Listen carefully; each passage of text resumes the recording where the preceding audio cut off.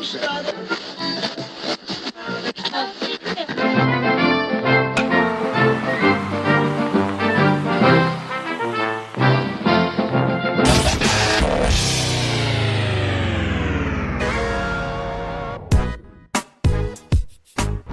right, welcome back to another episode of Sean and Ed's Do Baseball. I'm Sean. And I'm Ed's.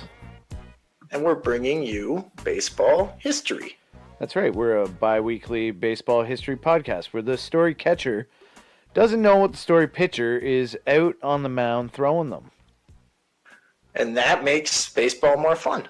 Yes, it's, we are proprietors of the Cross-Up League. And we're just we are just rolling with it now. Yeah. And we love it. We think every Major League Baseball, they're changing some rules. And, bring on the catcher can't tell the pitcher what to throw. Yeah. It's just Framber Valdez all day. Yeah. You hear that, Manfred? This is the rule that we're lobbying for. There we go. One day we'll have the power, Eds. Yeah. Until we have that power, where can people find us? People can find us on the World Wide Web at Doing Baseball or at Doing.Baseball. If you're looking for us around the internets, you can find us at one of those two handles. So join in on some conversation. Give us a story idea. Give us just say hello. We would like to hear from you. So go ahead and do that. Yeah, and give us a rating, give us a review, give us however many stars you wish to give us. Just give us something. It helps with the pod. Really appreciate everybody who's left a review so far, wherever you're listening and however you're listening. Thank you so much. Give us somewhere between 4 and 6 stars. There we go. We should also say thank you to Two Loons, which is definitely on a 5-star rating, a 5-star beer. I will say their West Coast IPA is available now in LCBOs in Ontario. You can get their regular IPA. You can get their lager. You can try a bunch of their crazy concoctions that they're cooking up because they're Two Loons at beer festivals and at your local bar. And if they don't have Two Loons, ask for Two Loons. And, of course, as always, please be of legal drinking age and enjoy responsibly. All right. I got myself one. And I got you an interesting story, Edsy. I'm worried you might have heard this one, but just as something you might have written down to explore later. I doubt you know the full story here. Okay. Yeah. So that is always a fear with anything that I think either of us write down as far as subjects for this podcast, because we've done a lot of them and we've compiled a lot of different suggestions, so it's bound to happen. One of these times we're going to come together with the same story. No, it's going to be a day we do two as well. Yes. Just take turns. All right. Have you heard of Roger Moret? I have not. Okay. Well, Roger Moret was born Rogelio Moret in Guayama, Puerto Rico. So he's Spanish, on September 16th, 1949. Okay. Nothing on his childhood. I got zero, couldn't figure out anything that happened to him other than at about 18 years old, he gets drafted by the Boston Red Sox of Major League Baseball. All right. That's a very quick summation of his young life. It's a glossing over, in fact. But family history might have something to play here for sure. Okay. Moret, he's left-handed. He's built like a lamppost. He's 6'4" and about 170 pounds. And the White Sox give him about $8,000, which is about $75,000 in today's money. Which it's small compared to what players get nowadays, but especially out of Latin America, or Puerto Rico, I should say. That's pretty big money at the time coming out of there. So they're really psyched on him by the amount of money they spent, probably. And he spends his first season in the A-level minors with the Waterloo Hawks of the Midwest League. I think that's in Iowa. And he puts together an impressive start to his pro career. He goes about 2.88 ERA over 81 innings pitched, along with 75 Ks. So he's fairly dominant, and he's throwing almost a K per inning, which is, once again, it's the 60s. So that's pretty huge at the time. Okay, so pretty good numbers there. So I'm assuming obviously he's a contact pitcher. Yeah, almost everyone's a contact pitcher at this time, but he's also young. I mean, there's Sandy Koufax, there's Bob Gibson. I'm not saying there's not those guys out there, but he's young. And on the flip side of his strong, good numbers, he also had 55 walks and 12 wild pitches in those 81 innings. So he's wild, and the Hawks are okay. They go like 53 and 60, but his teammates on this team are Bill Lee and Carlton Fisk. Okay, that's quite a roster. Yeah, two legends in there with would you say his anglicized name is Roger? Name? Yes, we would know him as Roger Moret, but it's Rogelio. Okay. So in 1969, he gets 29 starts and he pitches 159 innings with Winter Haven of the Florida State League. He puts up a 3.09 ERA and a 12-6 record, and he earns the nickname the Whip because he's got a nasty fastball that he fired at batters with his long arms. He still is wild as fuck. He throws 21 wild pitches, remember, in about double the innings, and his Whip is 1.53. But Boston is super impressed. They're like, fuck, we got something here. This guy is tall. He is a lefty, and he's got a good fastball. And if we can just get him to throw strikes, we got something good. Okay. Right? He's on his way. Okay. Like it's happening. That's a sweet nickname for one. But yes. For two, let me just pause you and clarify here. He's drafted by Boston, the Red Sox? Yes. Okay, because at one point you said the White Sox in there, and I got confused. Oh no! But I'm pretty sure early on you said Boston Red Sox. So we're clearing that up. We're clearing it up in case I mispronounced. So he's on his way. Double-A Pawtucket the next year, 1970. Once again, he puts up 158 innings and a 3.13 ERA alongside a 11-7 record, and he's super young, remember, throughout all of this. Like, he's 18, 19, 20. He gets a call up to Boston after the Double-A season wraps up on September 13th, 3 days before he turned 21. Moret made his big league debut. He mopped up in a 13-2 blowout to the Orioles and put up a 3-up, 3-down inning in the bottom of the eighth that helped hasten the end of the beatdown by the first place O's. Okay, so they're, well, you said mop up roll, so yes, they're losing. Okay. Yeah, they're getting their butts absolutely kicked. But that's the kind of appearance that you would like to see as a team, looking at a young, new, shiny prospect. Yeah, he's not even 21 yet. But he would, he gets in a little bit higher leverage as September progresses. The Orioles were so good. I don't think Boston had a chance to catch him. But Moret would earn his first win 3 days later on his actual 21st birthday. He pitched 4 innings of scoreless relief against the Yankees and got his first big league K alongside his first big league win. He earned a start on September 24th against the Senators. In the fourth, he walked a couple with a wild pitch with his second wild pitch of the night, then he allowed the Sens back in the game and his night was done. Still, the Sox won, and Moret had Boston fans and the press talking, with his pitcher's build being of note. Senators then manager Ted Williams said, "I never saw such a skinny guy." One Boston writer said of Moret, "He was built like an unnourished Don Knox." That's very nice, and thanks, Ted. Thanks for the commentary there.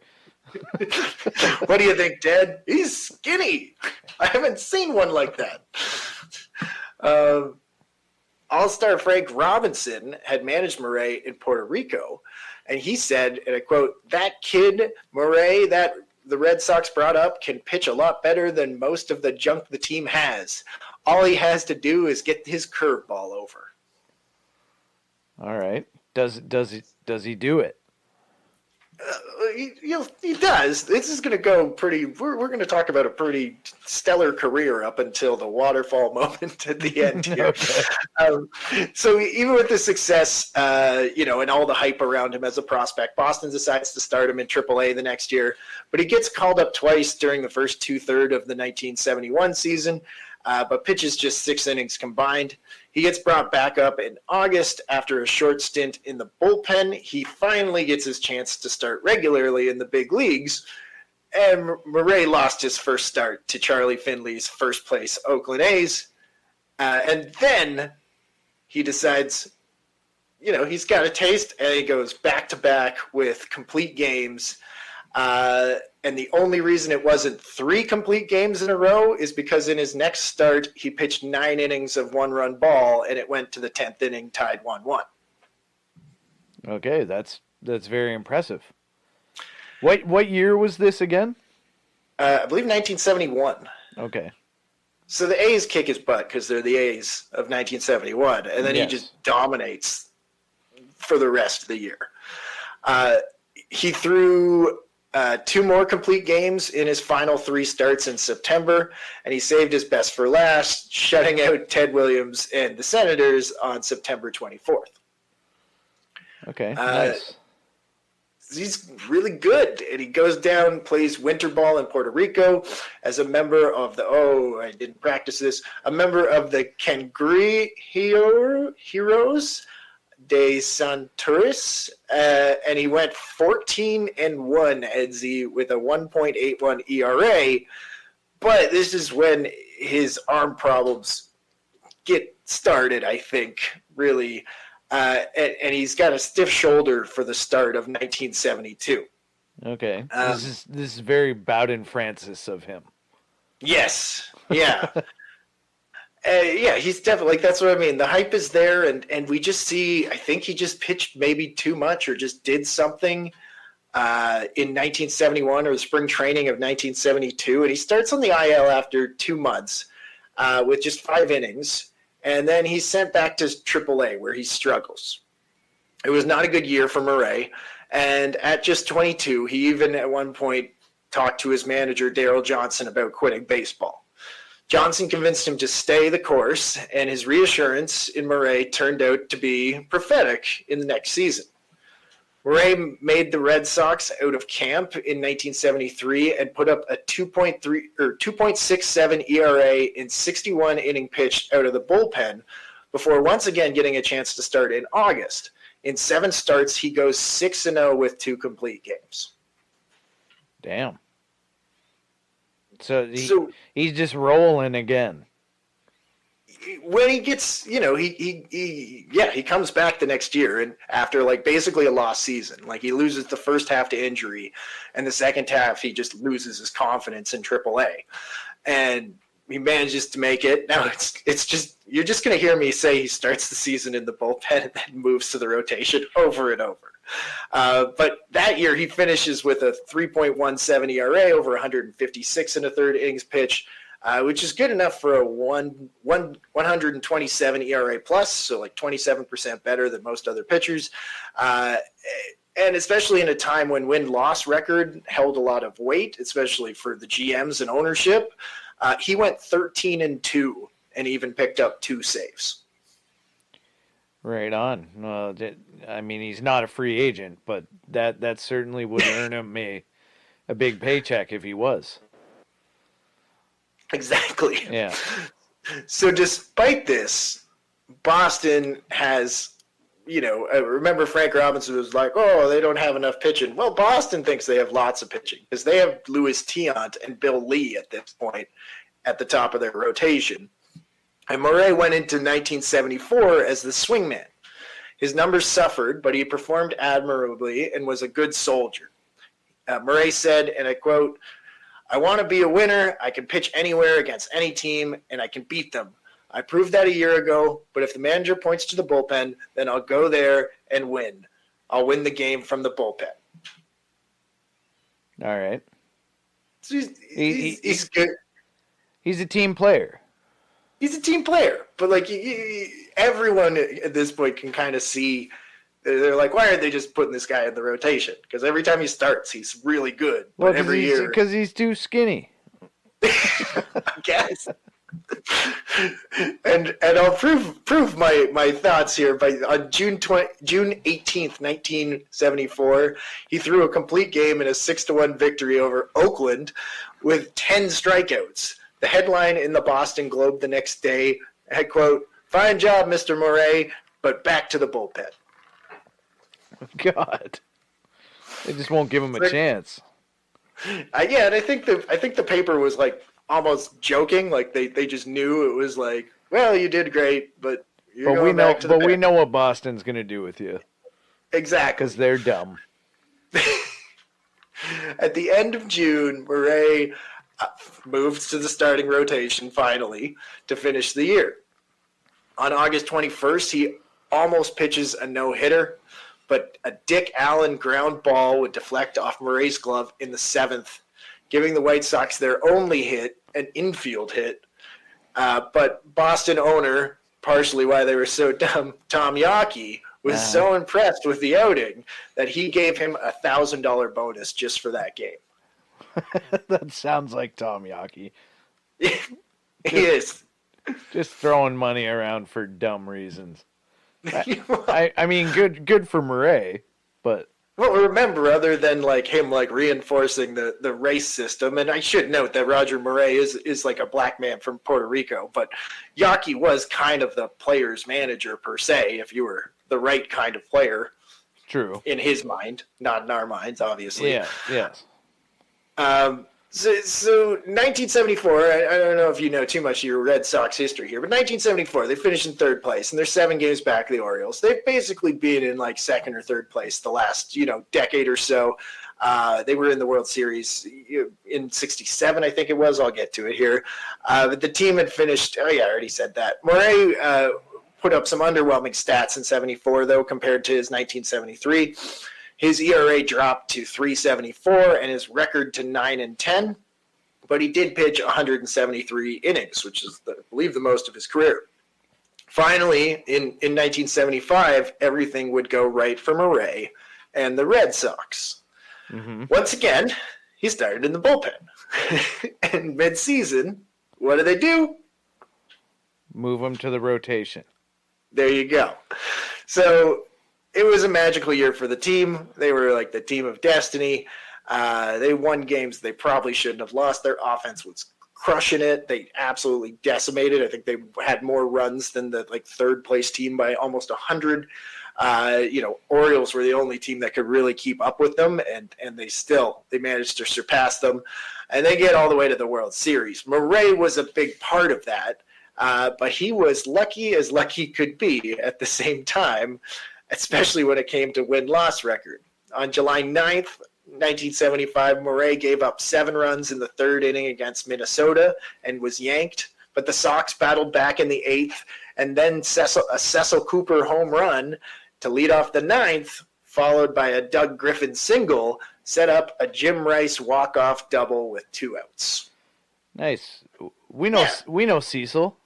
We do. That's why I emphasized his name. It was like talking in italics. Cecil Cooper. This was before his big break. This was definitely before his big break. Anyway, we're digressing. We're digressing, but either way, he gave up 7 runs in 3 innings, but didn't lose the game, which he is going to end up with a redonkulous win-loss record at the end here. It's very tragedy. That's very Drew Hutchison of him. Exactly. Yeah. all these Blue Jays mid-aughts Blue Jays references. Yeah. Tragedy nearly struck in the middle of the year, though. In his first little controversy in August, the night before a scheduled start versus the Orioles, who were the second place team, like they were the ones battling for the pennant. Moret was injured in a car accident in Connecticut at 4:30 in the morning on his way home from New York City. He suffers some cuts to his face when he slammed into the back of a truck that had stopped on a foggy road, but he's not that injured otherwise, but he does miss his start against the Orioles, and the team's pretty pissed about it. Why? Because what was he doing in New York until 3 in the morning on the night before his start? I guess, but cut the guy some slack. He's had a traumatic accident, for God's sake. Oh, I'm sure they didn't show up and Tom Yaki flies in on a helicopter and just give me that $1,000 back. So they do discipline him, but it's never said, and he doesn't get suspended. He misses a start, but it was a big start that he missed. Yeah. In his last 6 games, though, he kind of makes up for it. But once again, he's lucky. He's so lucky. He goes 5-0 in his last 6 starts, but he gives up 48 hits and 41 and a third inning pitched. He's lucky. How?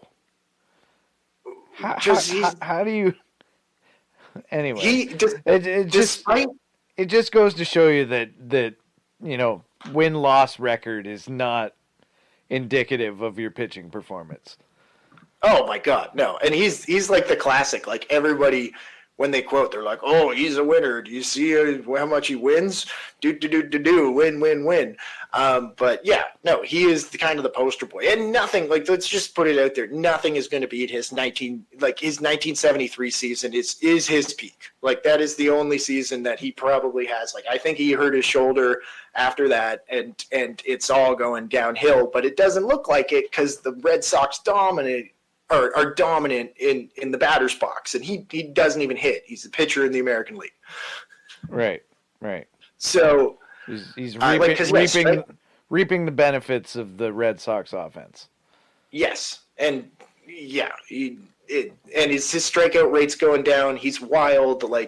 Anyways, he's finishes 14-3 that year. Jesus Christ. Yeah. Okay. So he's really benefiting. Yes, and they win the pennant, as mentioned, and they go to the World Series, and for the playoffs, where does Moret go? The bullpen. Yeah. You didn't even give me a chance. I thought I did. I don't know. He was used mainly he gives up 4 walks in 2 1/3 inning pitch over the course of the playoffs.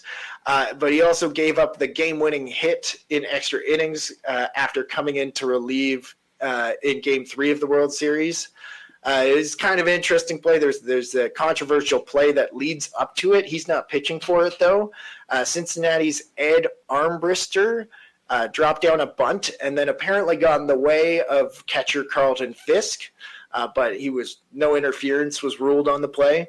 Moret was brought in to replace Jim Willoughby, and then he intentionally walked Pete Rose to load the bases, struck out Merv Redmond to get 2 outs, and then unfortunately he gave up the single to Joe Morgan, giving the Reds a 6-5 win in 10 innings. But his luck kept up throughout the playoffs because technically that's not his run, and despite not being great in the playoffs, he doesn't give up a run. And of course, the Red Sox lose the 1975 World Series in a heartbreaking fashion in Game 7 of the World Series, and that would be Moret's last game for Boston. Okay. So what happens next? Where does he go?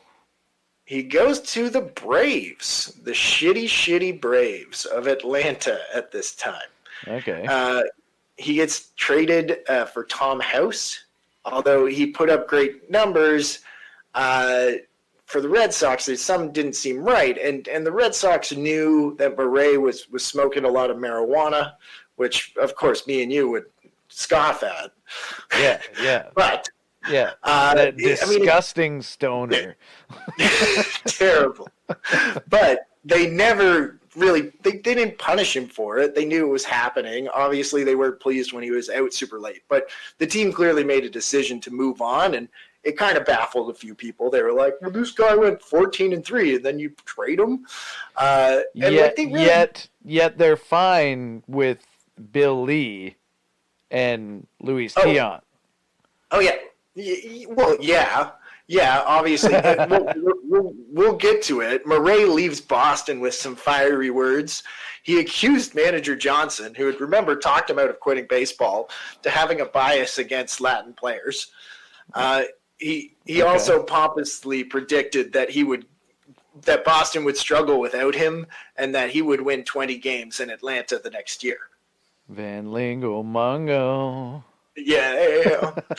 He does not win 20 games. I didn't think he would. The Braves are going through an experimental period at this point. Clearly, I'm not 100% sure on the year, but I know at one point, I think it was during the late 70s, that the Braves tried to give Jim Bouton a chance to resurrect his career. It didn't go so well either. But anyway, carry on. So it's his worst year since that year in AAA. He pitches just 77 innings pitched, 77 and a third innings pitched with a 3.5 K per 9 innings. For a guy that was called the Whip, that's not good. It was not good on the field, but off the field things were much worse than you could have imagined. Moret missed time for what the Braves told the press was family problems, quote unquote. You want to know what those family problems were, according to an article on baseball or RIP Baseball? Of course I do. RIP Baseball? Yeah. It actually, I will get to the author here shortly, but it did some heavy lifting for this episode. This in an article by Jeff Pearlman in The Athletic were two of my main. So there was a few others. There's a Saber bio on him, but I actually found this RIP Baseball article much more enlightening. Let me get to it, and I quote: "First, he allegedly pulled a gun on teammate Willie Montana's, accusing him of being the father of Moret's first child." Oh my God. Okay. He later had a violent seizure in his Atlanta apartment, and Montanez stayed with him until it had passed. Well, that's no good. No, so there's some health stuff going on. The final episode was either a seizure or an outburst so violent that he had to be admitted to the Bellevue Hospital in New York City. So this, when the team's away. He later recalled that it took 6 people to get him into a straitjacket, and he was left on a scarf with a scar on his chin from when he was thrown on the floor in the hospital. Which sounds like excellent treatment by the hospital staff. Welcome to the hospital. It's not really anything to laugh at, but. No, it's terrible. Yeah, that is clearly he was having issues there. So needless to say, Atlanta just lasts one season before he's shipped off to the Texas Rangers, who also are a shit show at this time. The Rangers were not made known of his mental health issues at this time, and they do admit they never would have traded for him had they known. Which also is just like, you don't need to say that. Like, I don't know. They're everyone's pretty cold. This is a mental health episode. If you're not getting onto this one by now, and all the hospital sucked, the team sucked, teammates sucked. Nobody's there to make it better, and you're about to see where that goes. In 1977, though. It's Moret's physical health that limits him. He goes he undergoes surgery in spring training to relieve a circulatory problem in his arm, and he didn't make his season debut till the end of June. So he's limited to just 72 and a third inning pitch for the second place Rangers. He put up a 3.73 ERA and collected 4 saves. But now we get to the climax, Edsy, and the reason why we're talking about Rogelio Moret is not because of his underperformance on the mound, but an infamous day in Rangers history the following April. So, as I kind of alluded to, Texas is not a good fit for Moret. His mental health was not in a good place. His drug use probably was not helping with that. And catcher Jim Sundberg said to Jeff Pearlman in a 2018 Athletic article, and I quote, "He was very edgy, very angry, never really in good spirits." In the final days of spring training, Moret demanded a trade after engaging in multiple arguments with his fellow pitchers that almost resulted in fistfights. Okay. So, yeah, not doing well.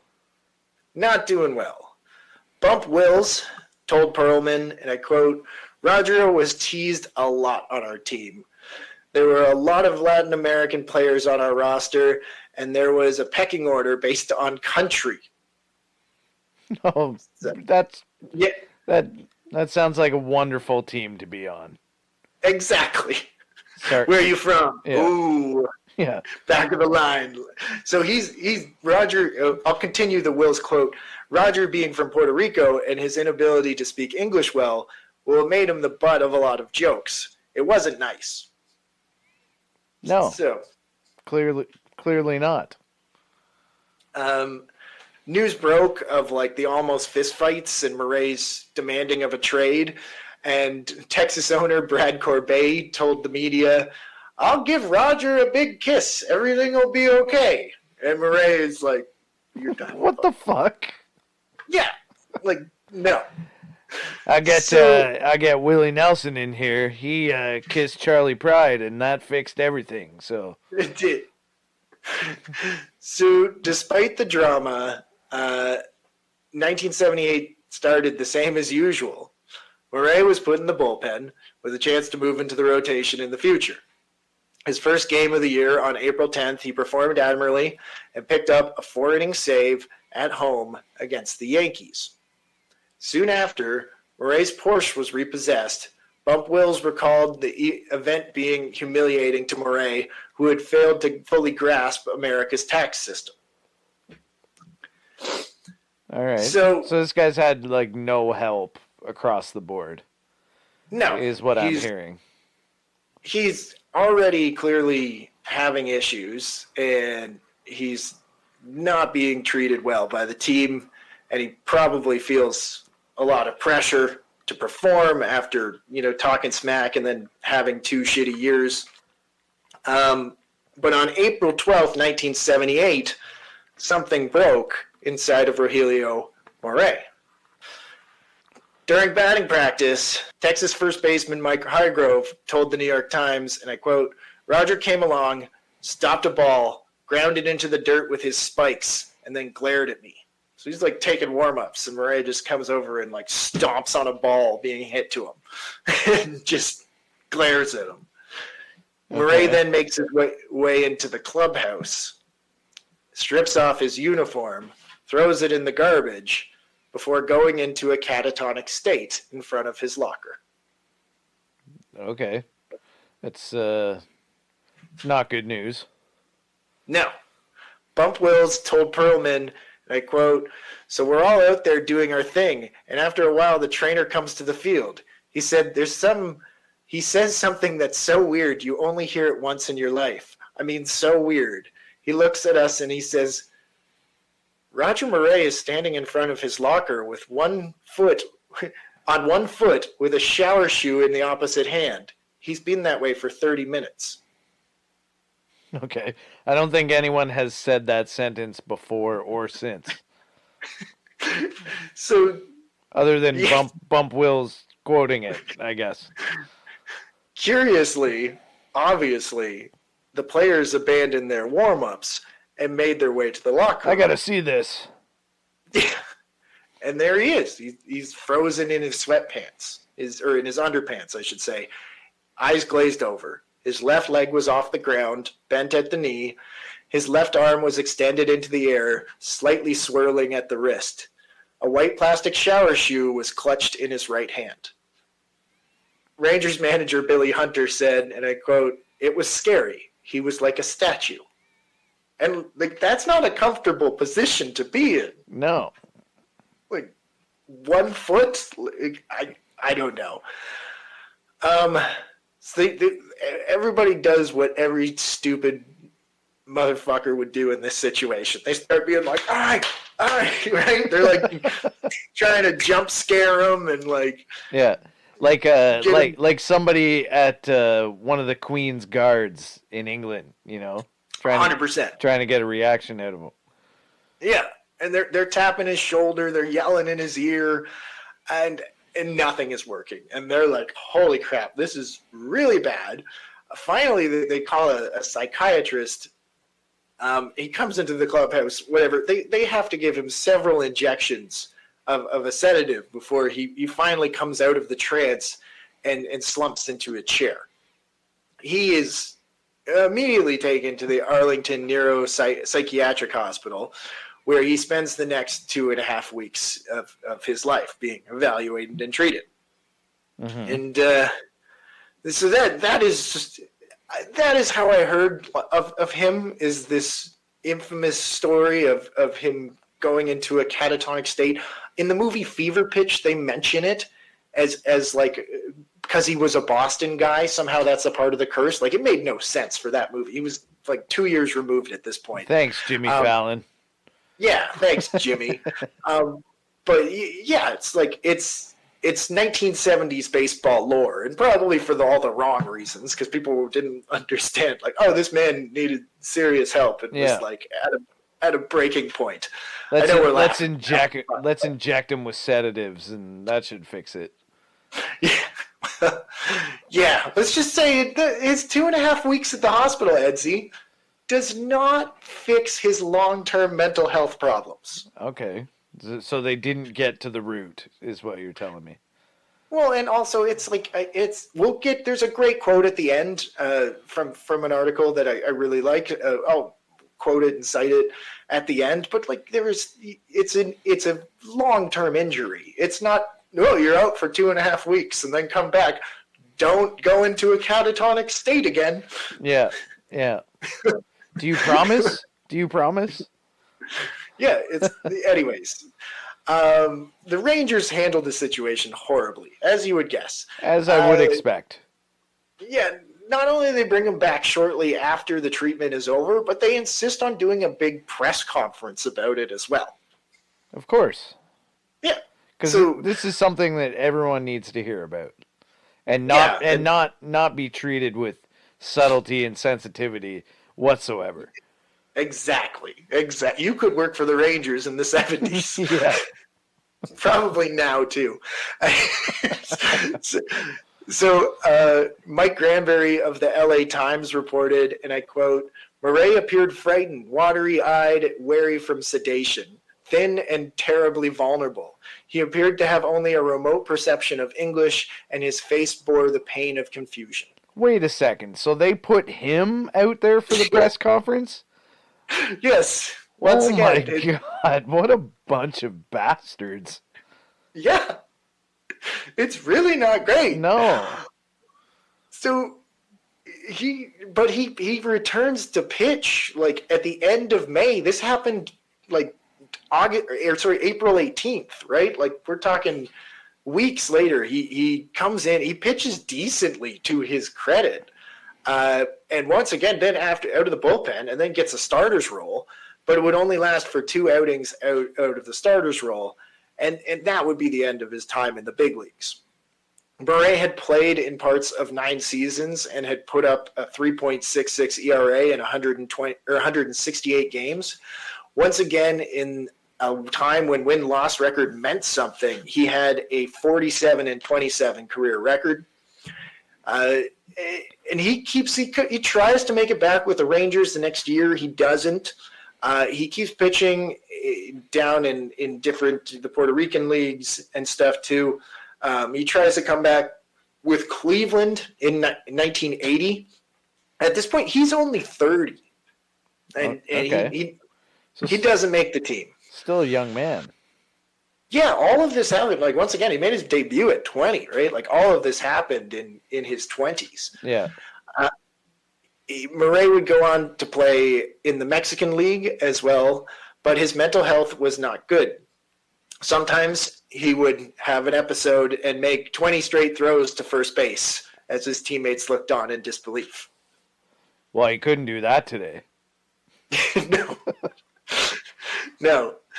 Other times he would just walk off the mound with no explanation in the middle of an inning. He was let go from all of his teams, and his outbursts and behavior at home led to divorce. He was arrested in 1985 for possession of marijuana. He was sentenced to 5 years in prison after pleading guilty of drug possession with intent to distribute, but it doesn't seem like he served all 5 years. He was clearly in a distressed state and did not know how to help himself. He told the LA Times in 1987, and I quote, "One day I drove my car to the beach and threw my shoes in the water. I don't know why. Another day I threw my furniture, my stereo, and other things out the window of my house.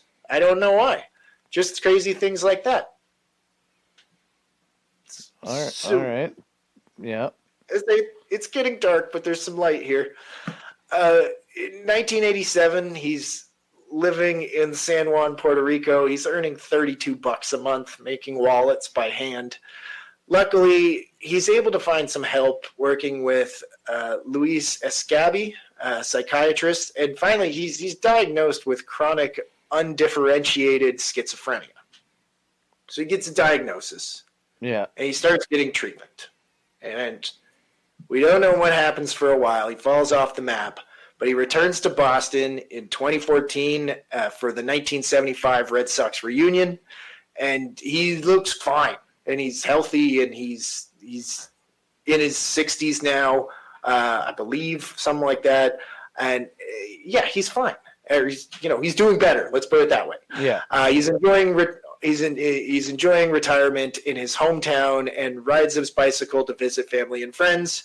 That's what he told a Sabre member, Edwin Fernandez Cruz, back in July 2014 as well. So there's kind of a happy ending. Like, he does get treated eventually, and he loses a lot, but he rebuilds his life. And, yeah. He manages to have somewhat of a decent quality of life, which is surprising because from what little I know about schizophrenia diagnosis is that's that often puts like it handcuffs your life a lot.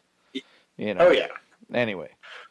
Well, I mean, dude probably has a much longer MLB career, obviously, without it. But, obviously the MLB didn't help him while he was there either. No. So kind of a happy ending. Sadly, though, Moret would die, inevitably, as we all do, from cancer at the age of 71 on December 7th, 1920, in his hometown. 2020? 2020, yes. Yeah. Okay. So, yeah, that's the story of, Rogelio Moret, and I thought it was very, I was like, the guy goes into a catatonic state in front of his locker, but I knew there was probably going to be some crazy shit behind all of that. Mm-hmm. But I think the biggest message here is, just how MLB treated mental health back in the day, and what's the guy from Fear Strikes Out? What was his name again? Jimmy Pearsall? Yeah. And I don't want to insinuate too much here, but I also think like MLB kind of they felt a little bit more giving towards their white players that experience mental health issues and a little bit more dismissive of guys like Roger Moret. I think I definitely agree with that assessment. I mean, Jimmy Pearsall, I can't recall off the top of my head like what he, if anything, was eventually diagnosed with, but he was sort of portrayed as more of like just a clown, you know? Like he got a hard time from his managers and stuff. But yeah, the overall feeling when it comes to his struggles with mental health are they're much, you know, they're painted in a much nicer light than this story. Oh, for sure. And I am going to look it up. I thought I had the author's name because this baseball RIP article was so good. RIP Baseball, that's it. It's an article by Sam Gadziak. Yeah, definitely the best piece of writing I found on Roger Moret. Obviously, there's an obituary for him from RIP Baseball. Check out that website. It's a great baseball history website. And from that article, I'll close with this, Edsy, and I quote, "If Moret had a shoulder or elbow surgery, he would have gone through an extensive rehab. But because the problems were inside his head, they became subject to jokes. And the team seemed more concerned about making him appear normal again than making sure he was truly, actually healthy." Mm-hmm. And that's a great tragedy, even to this day, with mental health conditions. Is, you know, I don't think the majority of people really understand what's going on in those situations. So Yeah, you know, it's sad to see that like people don't get the proper treatment, the proper health, because, you know, for lack of a better term, unfortunately, like in the public eye, teams seem to like find it embarrassing for some reason. But I personally, you know, would find it endearing if a team was to stand up and actually help someone through that. I think that's kind of changing nowadays a little bit, but anyway. Oh yeah, it's a tragedy what happened to this guy. Yeah, there's the Boston player that talked about some of his struggles, and it's nice to see that kind of side of the game changing a little bit. But yeah, I say we don't deal with the now, we deal with the past. Yeah. It did not go well for Roger Moret. No. Well, that was a great story. Yeah. Once again, it's a tragedy that he never was able to like realize his full potential because he was not really given a chance to, you know, get the help that he needed for that situation. Yeah, or just get a starting role in Boston. Yeah, maybe it was the fact that he just had to go to the bullpen all the time. It just drove him insane. Just broke him. Yeah.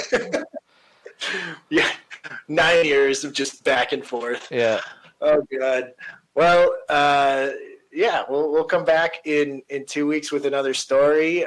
We'll probably be wrapping up the 2025 version of Sean Ned's Do Baseball soon, and yeah, but until then, where can people find us, Edsy? Once again, people can find us on the World Wide Web, as we're referring to it these days, at Doing Baseball, at Doing.Baseball. Join in on some conversation, say hi, give us a story idea, whatever you can do to help the podcast. We'd love to hear from you. And yeah, give us a rating or review wherever you're listening, however you're listening, on whatever platform it is. And yeah. Till next time. I'm Sean. And I'm Eds. And that was a good delay. We were doing baseball. Okay. Bye. Bye.